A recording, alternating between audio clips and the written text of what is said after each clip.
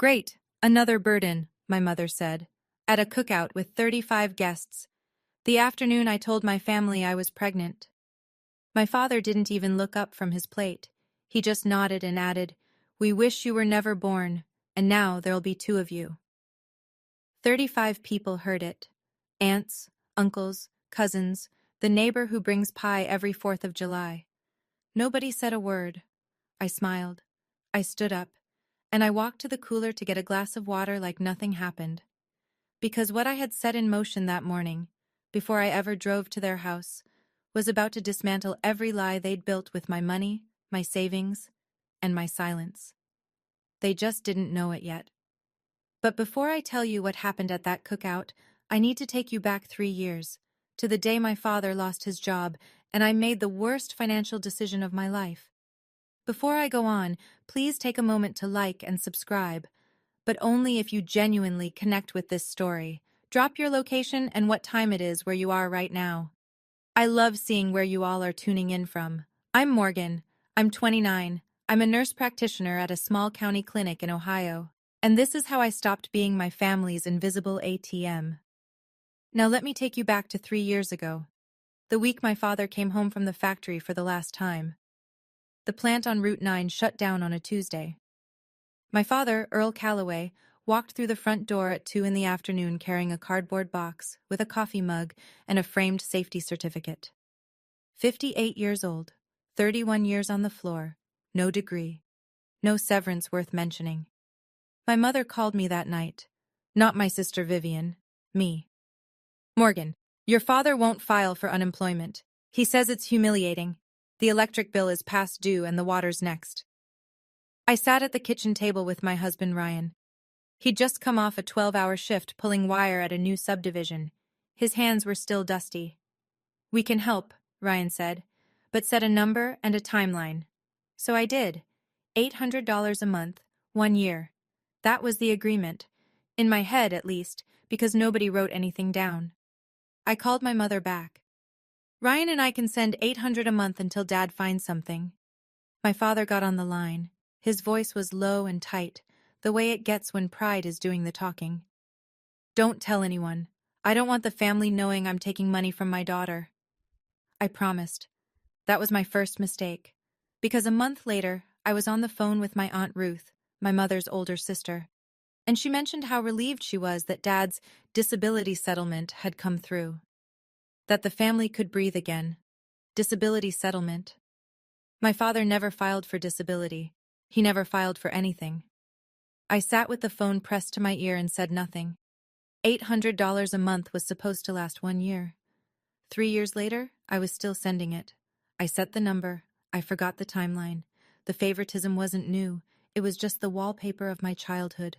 So constant, I stopped noticing it. When Vivian graduated college, my parents threw a party. Streamers on the mailbox. A sheet cake from the bakery downtown that said Our Star. 40 people in the backyard. When I finished nursing school 2 years later, top of my cohort, pinning ceremony and everything, my parents forgot. They were 3 towns over helping Vivian look at apartments. My mother texted me that night. "Sorry, honey, Vivian needed us today. We'll celebrate soon." We never did. Then came the weddings. Vivian married Derek Holt. He managed the biggest auto dealership in the county. My father shook Derek's hand at the rehearsal dinner and said, loud enough for the whole table, "Finally, a man in this family who knows how to make real money." I married Ryan Grant 8 months later. Small ceremony. My parents came. At the reception, my father met Ryan for the first time and called him Wire Boy. Not to his face. To my Uncle Frank. But Ryan heard. Ryan didn't say a word. He just squeezed my hand under the table and kept eating. That's who Ryan is. He doesn't fight with words. He builds things. He fixes things. He shows up. But from that night forward, every family dinner, every holiday, every phone call, it was always Vivian. Vivian's promotion. Vivian's new car. Derek's dealership numbers. And Morgan? Morgan's fine. Morgan's busy. Morgan doesn't need anything. Except I was the one wiring $800 on the first of every month so the lights stayed on. Then my father asked me for something bigger, and I said yes, because that's what I did back then. I said yes. It started with the car. My father's truck died 6 months after the plant closed. He needed wheels to get to job interviews, or so he said. He went to the credit union, but his credit was wrecked. Morgan, I just need a cosigner. I'll make every payment. Ryan looked at me across the kitchen. He didn't say no, but his jaw tightened the way it does when he's holding something back. I signed anyway. That was chain number 2 around my neck. If my father missed a payment, my credit score would tank, and Ryan and I were saving to buy a house before starting a family. Then came the church roof. Our church on Elm Street had a leak that ran all winter. My mother sat at Sunday dinner, dabbing her eyes. The pastor says they need $5,000 or the whole sanctuary ceiling comes down. Nobody stepped up. It breaks my heart. I transferred $5,000 to the church account that Monday, under the name Calloway Family, because my mother asked me to. The following Sunday, Pastor Mike Brennan thanked the Calloway family from the pulpit. My mother stood. My father nodded along from the pew. I sat in the 3rd row and said nothing. And then there was the land. My grandmother, my mother's mother, owned a small parcel behind my parents' house, 4/10 of an acre on Maple Street. Before she passed 5 years ago, she told me and Aunt Ruth both, "This land is for Morgan. She'll need it." But Grandma never wrote a will, and after she died, the deed sat in legal limbo. My parents held the property. Every time I asked about transferring it, my mother had the same answer. "Not now, Morgan. You're being selfish." The letter came on a Wednesday. My friend Jess still lived at my old apartment, the one I had before Ryan and I got our place. A piece of mail showed up with my name on it, forwarded from the bank. Jess called me at the clinic between patients. "Morg, you got something from First National. Looks official." I picked it up after my shift, sat in my car in Jess's driveway and tore it open. Account closure notice. Savings account ending in 4471. Final balance, $0.00. I stared at it so long the streetlight came on. That account was opened when I was 6. My father set it up. A joint account, his name and mine. Every birthday check from Grandma went in there. Every dollar I earned bagging groceries in high school. Every bit of graduation money. By the time I turned 18, there was just over $14,000 in that account. I never touched it. I thought of it as a safety net, something solid underneath everything else. I called the bank the next morning. The customer service agent pulled up the records and confirmed it in a flat, professional tone. The account was closed 7 months ago. A withdrawal of $14,216 was made by the joint account holder. 7 months ago. I did the math twice. 7 months ago was exactly 1 month before Vivian and Derek closed on their new house. I sat in my car in the clinic parking lot, engine off, hands on the wheel. $14,000. 18 years of birthday cards and summer jobs. Gone in a single withdrawal I never authorized. And technically didn't need to, because my father's name was on the account. He didn't steal it, not legally, but he took it. I called my mother that evening. I kept my voice steady, the way I do with difficult patients at the clinic. Calm. Clinical. "Mom, my savings account. The one Dad opened when I was 6. Someone withdrew $14,000. A pause. 1 second. 2. "What account? That thing closed years ago, Morgan." "I have the letter. It closed 7 months ago. The full amount was withdrawn." Another pause. Then her voice shifted. Not defensive, offensive. "You're calling to interrogate your own parents? After everything we've done for you? Your father and I raised you, fed you, kept a roof over your head for 18 years. A few $1,000s and you act like we robbed a bank." "It was $14,000, Mom. And how much did it cost to raise you? Do you want me to pull out receipts?" I closed my eyes. I could hear the TV in the background on her end. A game show. Audience clapping. The money went to Vivian's down payment, didn't it? "I don't know what you're talking about. Vivian and Derek saved for that house themselves. Your father and I helped from our own savings, which is none of your business." She hung up. I sat on the edge of my bed. Ryan was in the doorway, arms crossed. He'd heard every word. I hadn't put her on speaker. She was just that loud. "Morgan," he said. I looked up. "Enough." 2 words. That's all he said. And the way he said them, not angry, not pleading, just certain.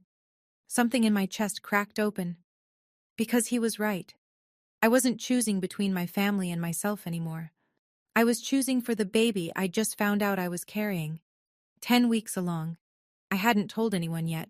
That night, after Ryan fell asleep, I sat at the kitchen table with a notebook and a calculator.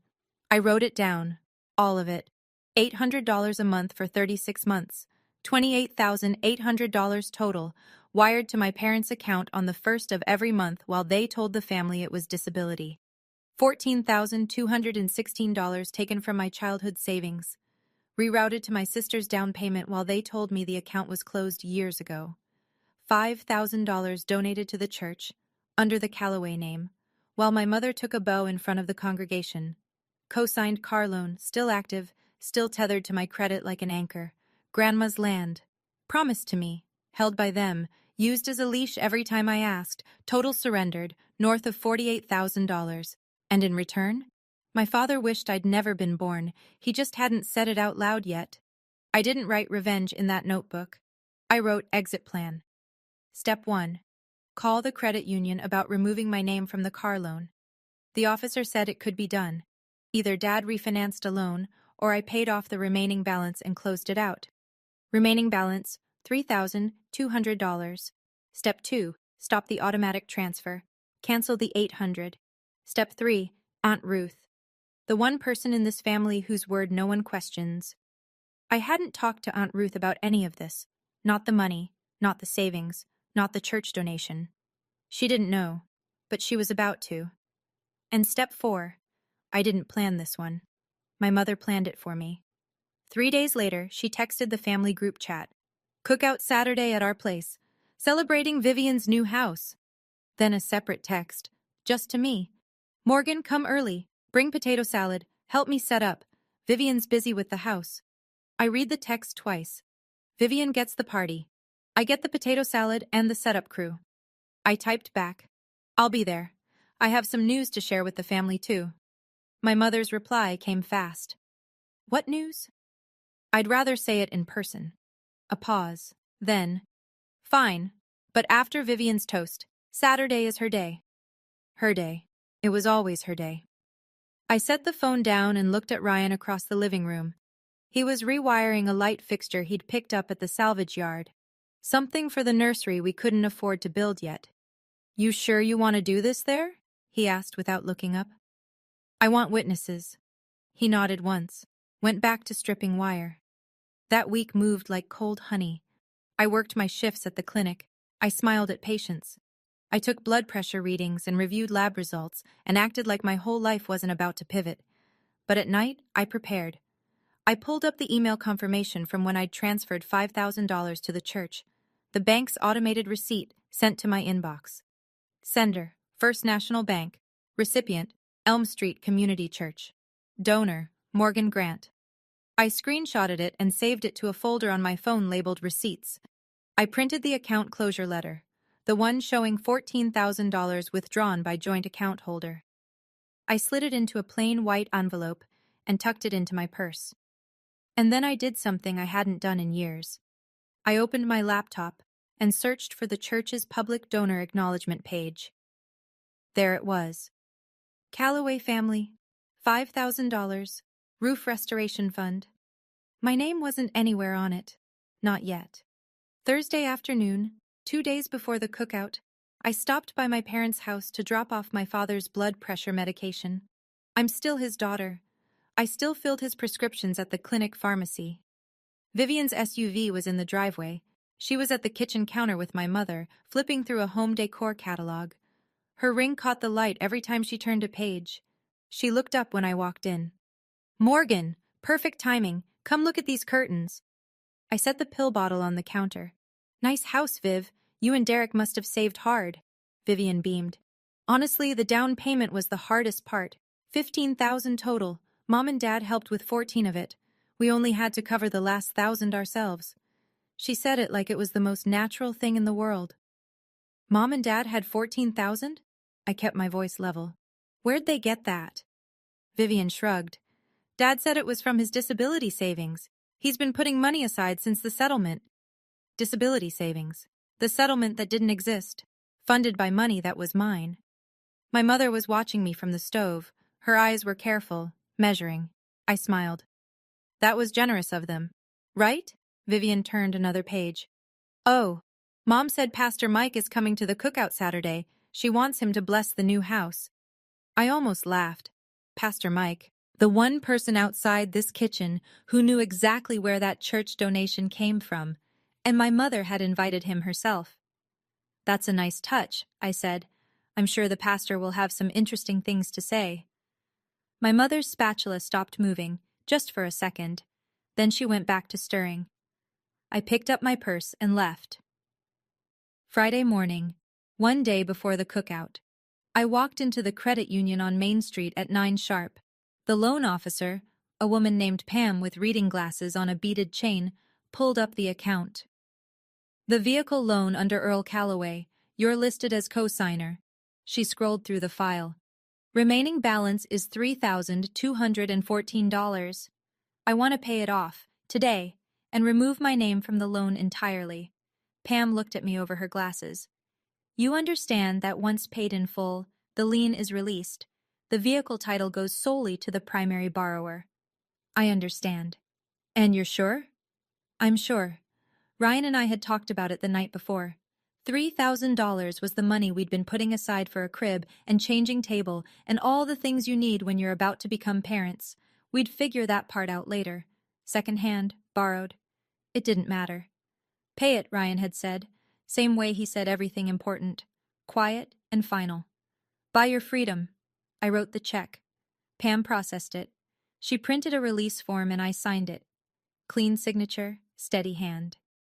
You're all set, Mrs. Grant. Mr. Calloway will receive notification by mail within 5 to 7 business days. After the cookout. Perfect. I stood to leave, and Pam said something that stopped me at the door. You know, you're the second Calloway in here this month. I turned. What do you mean? She caught herself, shook her head. I'm sorry. I can't discuss other clients' business. I nodded, walked out into the parking lot, sat in my car. The second Calloway this month. My father had been here, recently. For what? I didn't know yet. But I filed it away, right next to the envelope in my purse. Friday evening, I sat on the back porch with my phone and a glass of water. Ryan was inside making dinner. His turn, and he wouldn't let me argue. I dialed Aunt Ruth. She picked up on the second ring. Morgan, it's been too long, sweetheart. Aunt Ruth, I need to tell you something. It's not small. Silence on her end. Then, go ahead. I told her everything. Not fast, not emotional, just the facts laid out in order the way a nurse charts a patient history. The $800 a month for 3 years, the disability lie, the savings account, $14,000, the church roof donation, and my mother taking credit, the co-signed car loan my father held over my head. I could hear Aunt Ruth breathing, steady, like she was measuring each word I said against something she already suspected. When I finished, she was quiet for a long time. Your mother told me your father got a disability settlement. He never filed for disability, Aunt Ruth. He never filed for anything. And the $14,000, that was the account your grandmother started. Yes, ma'am. Another silence. I heard a chair creak, like she was sitting down heavily. What do you want me to do, Morgan? Nothing. I don't want you to do anything. I just need one person in this family to know the truth, in case it matters tomorrow. Tomorrow? The cookout. A pause. When Aunt Ruth spoke again, her voice had changed. Not louder, harder. I'll be at that cookout, Morgan, and I'll be listening. She didn't promise to speak up. She didn't promise to take sides. She just said she'd be there and she'd listen. But anyone who knows Aunt Ruth, retired teacher, 32 years in a classroom, raised 4 kids alone after Uncle Bill passed, knows that when she listens, what comes next shakes the room. Later that night, I opened my laptop and composed an email to Pastor Mike Brennan. I'd known Pastor Mike since I was 12. He baptized me. He married Ryan and me. He was a good man, careful with people's privacy, honest when it counted. I wrote, Pastor Mike, I want to thank you for keeping my donation private all this time, but I'd like to update the church records to reflect the actual donor, Morgan Grant, not the Calloway family. I'll explain when the time is right. Thank you for everything.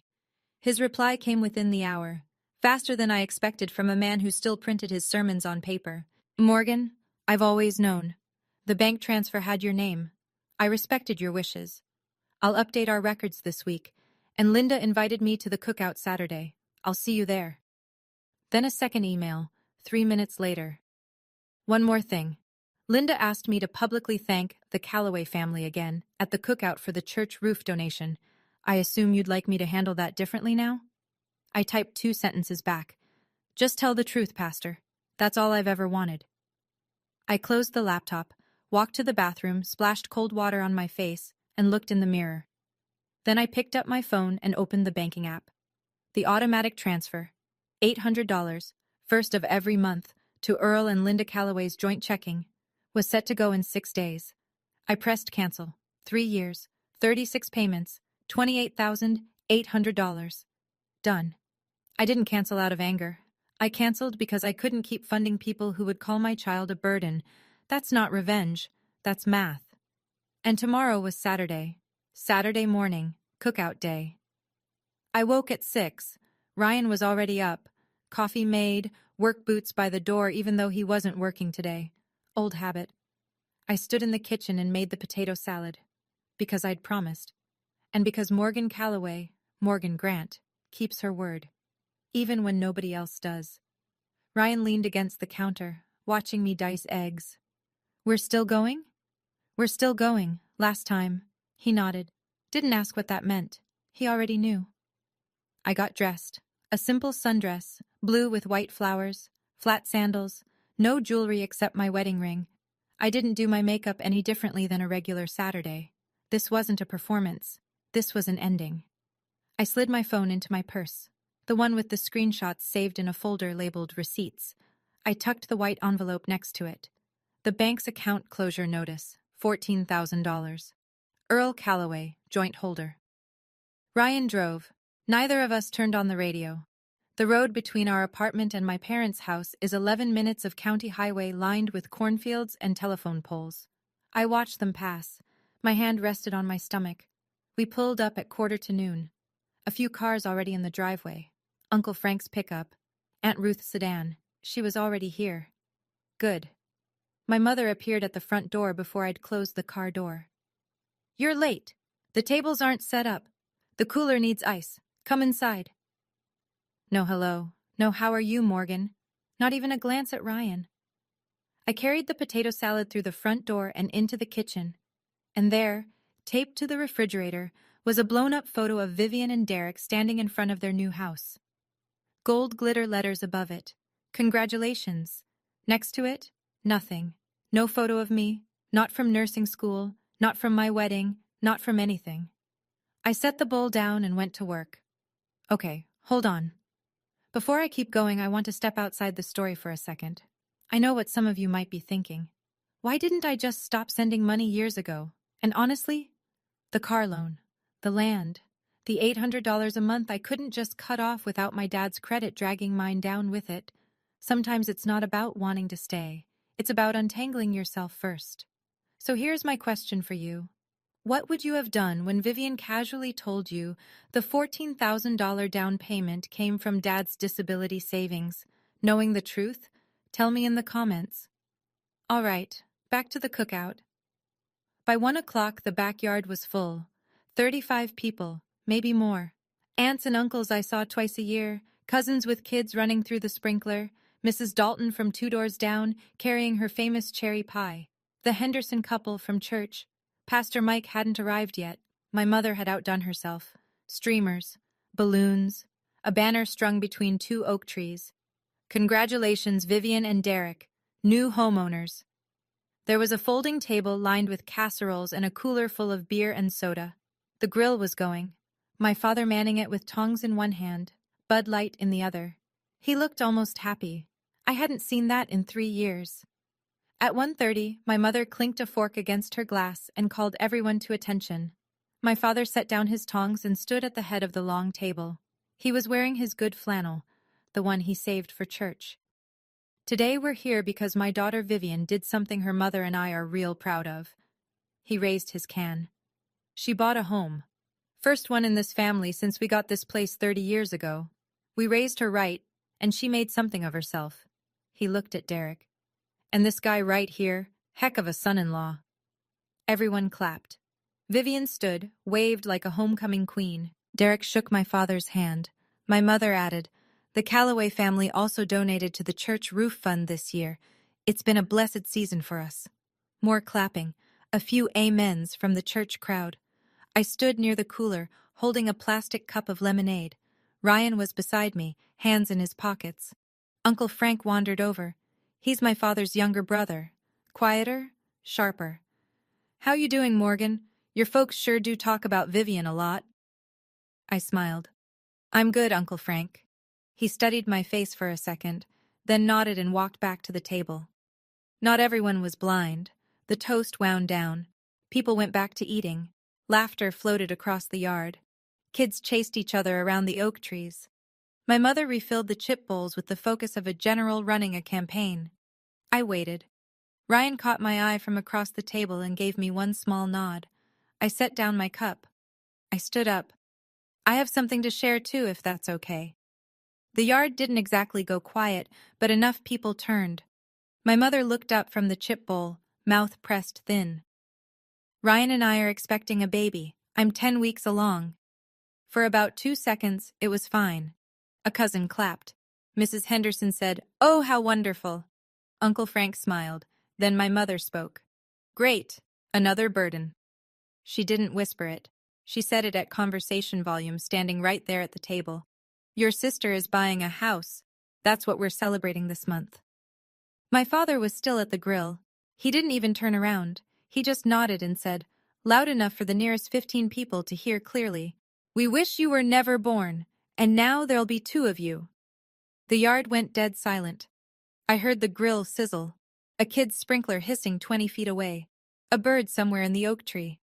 Aunt Ruth set her glass down on the table, slowly, like she was placing a period at the end of a sentence. Uncle Frank's mouth was open. Mrs. Dalton put her hand over her own. Ryan's knuckles were white on the back of his chair, but he didn't move.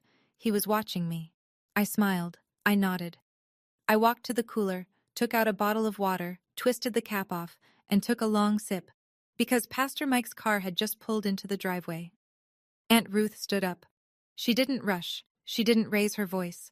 She pushed her chair back, smoothed her blouse, and faced my parents the way she probably faced 30 years' worth of misbehaving 10th graders, with patience that made you more nervous than shouting ever could.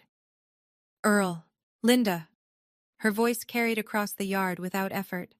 "I heard what you just said to your daughter, in front of 35 people. Before anyone sits down for seconds, I have a question." My father set his tongs on the grill's side shelf. "Ruth, this is between me and my family." "I am your family," she said. "So here's my question. The disability settlement Linda told me about last year. Earl, when exactly did you file for disability?" He didn't answer. His mouth opened, then closed. My mother stepped forward, voice pitching high. "Ruth, it's not related. We're having a party." "It is related." Aunt Ruth didn't blink. "Because if there's no disability settlement, then who's been paying your electric bill for 3 years? The silence that followed was a different kind than before. Before, it was shock. This was the sound of 35 people doing math in their heads. Vivian looked at my father, then at my mother. Her smile from the toast was gone. Derek stood very still beside Vivian, arms at his sides. Uncle Frank nodded slowly, like a man watching the last piece of a puzzle slide into place. Mrs. Dalton leaned to her husband and whispered something. He shook his head. Aunt Ruth sat down. She picked up her glass of sweet tea and took a sip. She was done, for now. She'd thrown one grenade and sat back down. That was her style. Plant the question, let the silence do the work. And walking through the side gate with a Bible under his arm was Pastor Mike Brennan. My mother's eyes went red on command. I'd seen it 100 times, at funerals, at church, at Thanksgiving when she wanted someone to clear the dishes. "Ruth, you don't understand." Her voice trembled, pitch perfect. "Earl lost his job. I've been holding this family together by myself. Nobody knows what I've been through." My father found his footing. "Kids owe their parents. That's how it works. We raised them. We fed them. We kept a roof. Earl. Uncle Frank's voice cut across the yard like a saw blade. He was standing now, plate still in hand. I just heard you say you wish your daughter was never born, in front of everyone here. Don't you dare talk about what kids owe. My father's mouth snapped shut. Linda pivoted. She grabbed Vivian's arm. Vivian, tell your aunt, tell everyone. This is a beautiful day. We don't need to ruin it with drama. Vivian pulled her arm free. Gently, but she pulled it free. Mom, what's Aunt Ruth talking about? What disability settlement? It's nothing. It's a misunderstanding. Vivian stared at her. Is it? The neighbors were starting to shift. That particular small-town body language where people reach for their keys without being obvious about it. Mrs. Dalton's husband was already folding his lawn chair. Then Derek, Vivian's husband, did something I didn't expect. He walked away from the table, crossed the yard, and stopped in front of me. He leaned in close. His voice was low, just for me. Morgan. I didn't know about the 14,000. Vivian told me it was your parents' savings, from years of work. I looked at him. I know. I'm sorry. I nodded. That was enough. He walked back to Vivian. The crack in their side of the family had just started. And it wasn't me who made it. Pastor Mike walked into the yard carrying a foil-covered plate and that calm, Sunday sermon expression he always wore. He shook a few hands, smiled at the kids, made his way to my mother. Linda, thank you for the invitation. Beautiful spread. My mother latched onto him like a life raft. Pastor, come in, come in. We were hoping you could do a blessing for Vivian's new home. I'd be happy to. He set his plate on the table. But first, Linda, you mentioned wanting me to thank the family publicly for the church roof donation. I want to do that properly. My mother's posture lifted. She smoothed her hair, ready for her bow. Pastor Mike turned to the yard. 30-something people, half of them still processing what Aunt Ruth had just dropped. Folks, quick word. As many of you know, our church roof needed major repair last year. $5,000. One donor covered the entire cost. He paused. Then he looked directly at me. Morgan, thank you. Your generosity kept our sanctuary from leaking all winter. My mother's face didn't change right away. It was like watching a screen freeze. Everything still there, but nothing moving behind it. Then it hit her. Well, Morgan is my daughter, she said, laughing in that bright way she uses at church functions. So it's still the Calloway family, really. Mrs. Dalton spoke from her folding chair. Linda, last month at Quilting Circle, you said the donation was from you and Earl. That's what I meant. Morgan is part of... You stood up in church, Aunt Ruth said, not loud, not soft. You stood up and took the bow. You didn't mention Morgan's name once. My mother looked at me. I was standing by the cooler, water bottle in hand. I didn't say a word. I didn't need to. My father tried to regain ground. He stepped away from the grill, jaw set. One church donation. Fine. She wants credit, she can have it. But that doesn't change the fact that we raised her. 18 years. I set my water bottle down. You're right, Dad. You raised me for 18 years. My voice was even. No shake, no edge. And I've been paying you back for the last 3. He stared at me. $800 a month, I said, wired to your checking account on the 1st of every month, for 36 months. That's $28,800. The yard didn't make a sound. Even the kids had stopped running. There is no disability settlement, Aunt Ruth. I looked at her. That money was from me. My bank statements show every transfer, dated and documented. My mother's hand went to her throat. Morgan, what are you doing? Are you trying to destroy this family? I'm not destroying anything, Mom. I'm just done building it for you. Uncle Frank turned to my father. His voice was loud enough that the Hendersons at the far table heard every word. $30,000, Earl, and you told her you wish she was never born. Vivian grabbed Derek's arm. Dad, $800 a month? You told me that was disability money. My father didn't answer. He picked up his beer, stared at it, and set it back down. The grill popped behind him. Smoke curled into the afternoon air. Somewhere on the street, a lawnmower started up, the rest of the world carrying on like nothing was happening. But in that backyard, the Calloway family portrait my mother had been painting for 40 years was dissolving in real time. And I still had the envelope in my purse. I reached into my purse. No dramatic pause, no speech. I pulled out the white envelope and set it on the table in front of Vivian. One more thing. Vivian looked at the envelope like it might bite her. When I was 6 years old, Dad opened a savings account in both our names. Grandma put money in it every birthday. I added to it through high school. By the time I turned 18, there was over $14,000. I looked at my father. 7 months ago, you withdrew every cent. Vivian opened the envelope. She read the bank notice. I watched her lips move as she scanned the final balance line. $0.00. Her face went white. Derek stood up from the table. He looked at my father the way you look at someone who's been lying to you for months. You told us that was your savings, Earl, from years of hard work. My father's chin came up. That account had my name on it. That money was mine. That money was from our mother. Aunt Ruth's voice was iron. From your mother-in-law. From Morgan. I was there when she gave it, Earl. Every single birthday. My mother started crying. Not the controlled kind from earlier. The real kind. The kind that comes when the audience you've been performing for finally sees behind the curtain. Half the guests were on their feet now. The Hendersons had already left. Mrs. Dalton was folding her chair but not leaving. She wanted to see how this ended. Uncle Frank stood with his arms crossed, shaking his head. Vivian set the letter down. Her hand was trembling. "Mom," she said, "is this true?" My mother didn't answer. She just cried harder. That was all the answer anyone needed. I didn't sit down. I didn't need to. This was going to be short. "Dad? Mom?" I looked at them both.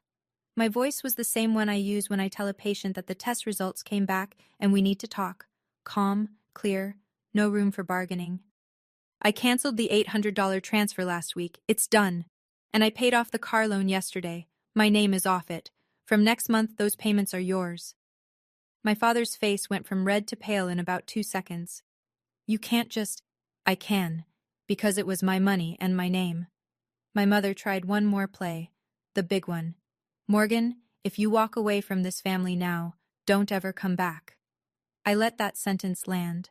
Let it sit there in front of 30 people like a grenade with the pin pulled.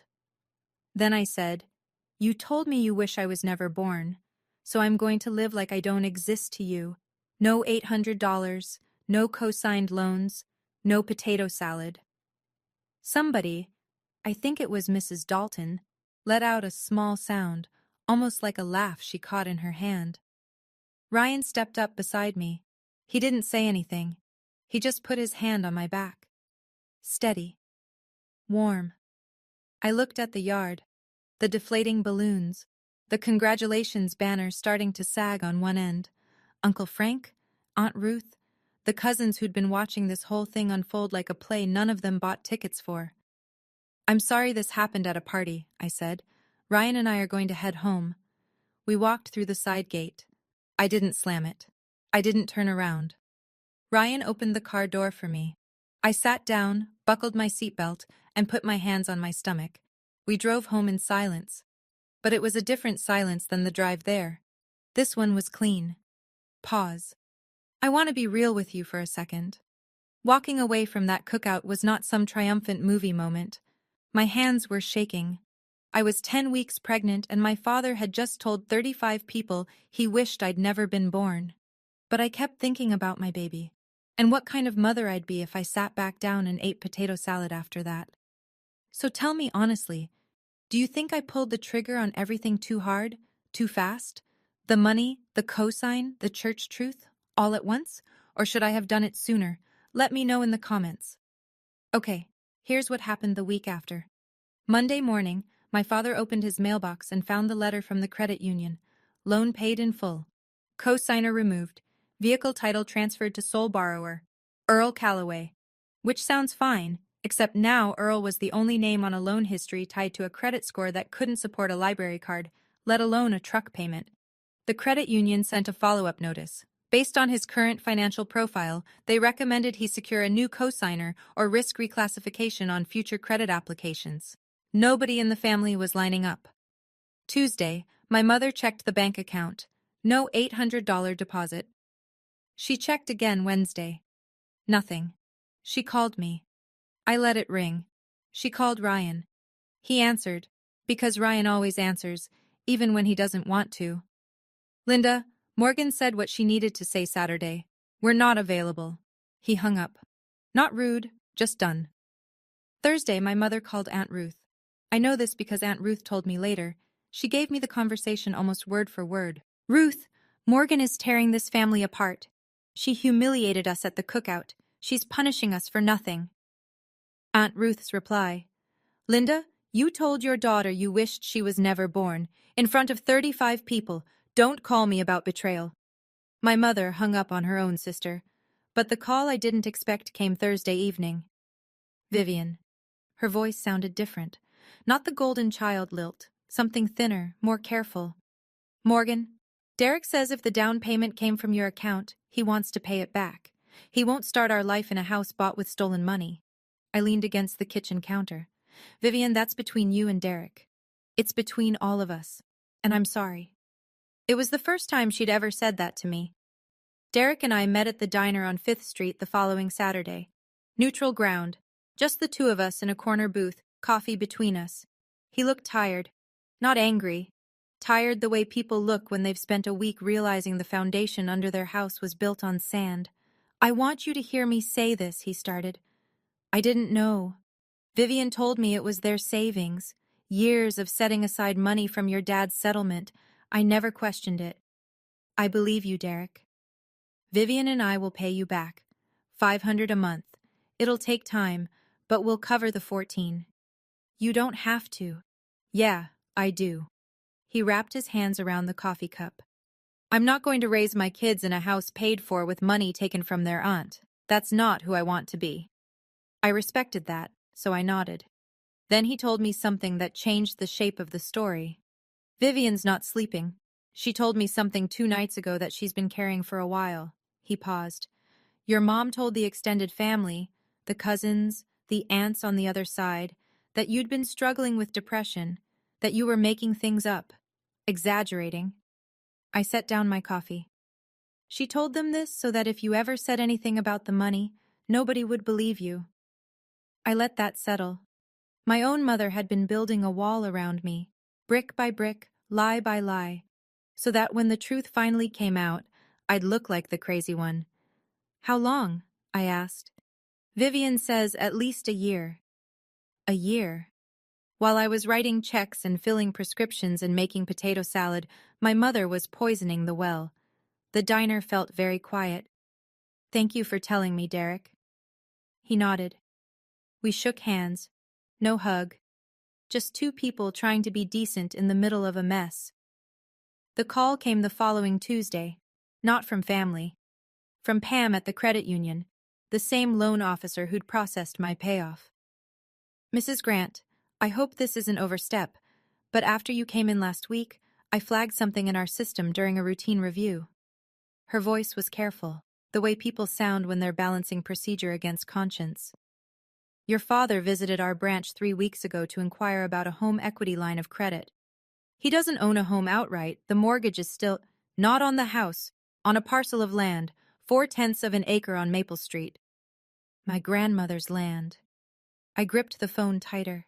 He can't do that. The deed isn't in his name. You're correct, which is why the application didn't proceed. The property is still in probate, but I thought you should know the inquiry was made. I thanked her and hung up. Then I sat very still in my car outside the clinic and let it sink in. My father hadn't just taken my past, the savings account, the years of monthly checks, the church donation, the credit score leverage. He'd been trying to take my future too. Grandma's land, the only thing she'd ever meant to leave me, and he'd walked into the credit union to see if he could borrow against it. If I hadn't gone to that credit union to pay off the car loan, Pam would never have flagged Earl's inquiry. I would never have known. That evening, I called Aunt Ruth again. He tried to take the land, I said. A long breath, then. Call a lawyer, Morgan. I'll be your witness. Your grandmother wanted that land for you. I'll say it under oath if I have to. I called a real estate attorney the next morning. He wasn't just stealing my past, he was trying to mortgage my future. Small towns don't need newspapers. They have Mrs. Dalton. By the following Sunday, the story had moved through every circle in town. Quilting group, church coffee hour, the checkout line at Harrison's Market. Not because anyone was cruel about it, because 35 people saw what happened at that cookout, and 35 people have families of their own. My mother showed up at church the next week. She walked to her usual pew, third row, left side, the one she'd sat in for 20 years. It was occupied. 2 women from the choir had gotten there early. Nobody said, "You cannot sit here." They didn't have to. The message was in the silence. The thank you plaque in the church lobby had been updated. Where it once read, Calloway Family, $5,000, Roof Restoration Fund, it now said, Morgan Grant. My mother saw it. She took my father by the elbow and they left before the first hymn. At the post office, Mr. Henderson, who'd been at the cookout and left early, ran into my father. His version of small talk landed like a brick. "Heard your youngest was the one covering the bills, Earl. Everything all right at home?" My father said nothing, walked to his truck, drove away. At Harrison's Market, Linda stopped going to her usual Thursday shift as a volunteer shelf stalker. Too many familiar faces, too many careful silences. Nobody organized a boycott. Nobody wrote letters. This wasn't that kind of cruelty. It was the slow, steady withdrawal of respect, the one currency my mother valued above everything else. My father started spending more time in the garage, door closed. My mother stopped answering the phone on the first ring. Their world didn't collapse overnight. It just got smaller. One averted gaze at a time. 2 weeks after the cookout, Vivian texted me. "Can we talk? Just the 2 of us, no parents." We met at the park on Cedar Street, the one with the old swing set where we used to play when we were kids, before the favoritism calcified into something permanent. Vivian sat on a bench, no sunglasses to hide behind. No Derek. She looked smaller without the golden child glow. "You have every right to hate me," she said. "I don't hate you, Vivian." "Then what?" I thought about it. "I'm tired. There's a difference." She nodded. "I didn't know about the savings account. I swear I didn't. Derek told me what he found out and I didn't sleep for 3 days." She looked at her hands. "I keep thinking, 18 years you saved that money, and Dad just took it." He did. "I want to tell you something." Her voice dropped. "Mom told the cousins you were depressed, that you made things up, that you exaggerated. Derek told me. She did it so nobody would believe you if you ever spoke up." Vivian's chin trembled. "She planned it, Morgan. Our mother planned it." I let the silence sit. A kid ran past us chasing a dog. Normal life, 10 feet away. "We can rebuild, Vivian. You and me, but slowly. And not through them." She wiped her eyes. "Okay. 500 a month. Derek already told me. We'll pay back every cent." I didn't argue. It was my money. Always had been. We sat there for a while. Didn't hug. Didn't cry together. Just 2 sisters on a park bench, 33 and 29, looking at the swing set where things used to be simple. It wasn't forgiveness. Not yet. But it was a door left open. On my terms. The article ran in the County Weekly the same week the leaves started turning. Local electrician Ryan Grant lands contract for new community center. Half a page with a photo of Ryan shaking hands with the town supervisor. The biggest construction project the township had funded in a decade, and my husband, the man my father called Wire Boy, was the lead contractor. I bought 5 copies, not to gloat, because I wanted our child to see it someday. My father read the paper. "I know because Uncle Frank told me," said Earl was sitting on his porch with the paper open to that page, staring at it like he was trying to solve an equation that wouldn't balance. Wire Boy, building the town's community center. While Earl couldn't find a cosigner for his truck. Meanwhile, The attorney Ryan and I hired filed the paperwork to claim Grandma's land through probate court. Aunt Ruth signed an affidavit, a written statement under oath, that our grandmother intended the Maple Street parcel for me. The attorney said it could take 6 to 8 months, maybe longer, but it was moving. I went to my 12-week prenatal checkup. The baby was healthy, strong heartbeat. The ultrasound tech printed me a picture, and I held it in the car for 10 minutes before driving home. The doctor's intake form asked, "Family support system?" I wrote, "Husband, aunt." That was enough. Ryan and I set up the nursery in the second bedroom of our apartment. It was small, barely fit the crib and a dresser. The crib was second-hand from a coworker whose kids had outgrown it. The walls were pale yellow. Ryan installed the overhead light himself. It wasn't the house on Grandma's land, not yet. But it was ours. Every square inch, paid for with money nobody lied about. My baby would grow up in a small apartment, but it would be a home where nobody wishes they were never born. A month after the cookout, my mother sent a text. "Morgan, I know I said things I shouldn't have, but I'm still your mother. You can't just cut us off." I read it 3 times. Then I typed back, slowly, deliberately, the way I chart notes at the clinic. "Mom, I'm not cutting you off, I'm protecting my child. When you and Dad are ready to sit down with a family therapist, I'm willing to talk, but I'm not going back to writing checks and pretending everything is fine." She didn't reply. 3 days later, Ryan's phone rang during dinner. He looked at the screen, then at me. "It's your dad." He answered. I could hear my father's voice through the speaker. Gruff, clipped, the way he talks when he's trying to sound unbothered. "Tell Morgan to call me." Ryan kept his voice level. "Earl, she knows how to reach you. She set a condition. It's up to you now." A pause. Then the line went dead. My father didn't call again. My mother didn't text again. Not that week, not the week after. I'd be lying if I said it didn't hurt. It did. Some nights I'd lie in bed with my hand on my stomach and think about my mother's voice at the cookout. Another burden.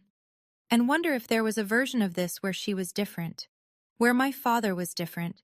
Where the savings account stayed intact, and the land was in my name, and nobody had to stand up at a family barbecue and read receipts in front of 35 people.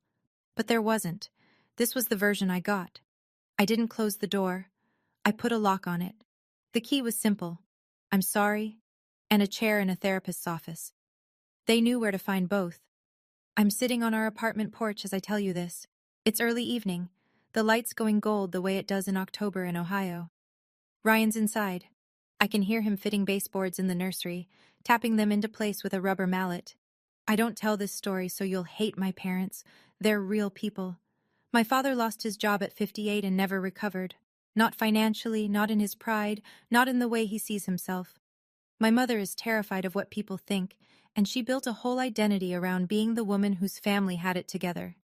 When reality didn't match, she rewrote it, and rewrote me out of the picture. That doesn't make it okay. It makes it human, and it makes it something I had to walk away from. Here's what I learned. And I'm not saying this to preach. I'm saying it because I wish someone had told me 3 years ago before the first wire transfer. Love is not a reason to let someone take everything from you. And silence is not strength. Sometimes silence is just the sound of making yourself smaller so someone else can be comfortable. My baby's going to be born in February. A girl, if the ultrasound is right. She'll grow up in a small apartment with second-hand furniture and a father who comes home with drywall dust in his hair. She won't have a trust fund, she won't have a big family behind her, and not yet. But she'll have something I didn't. She'll have a mother who knows what she's worth, who doesn't apologize for existing.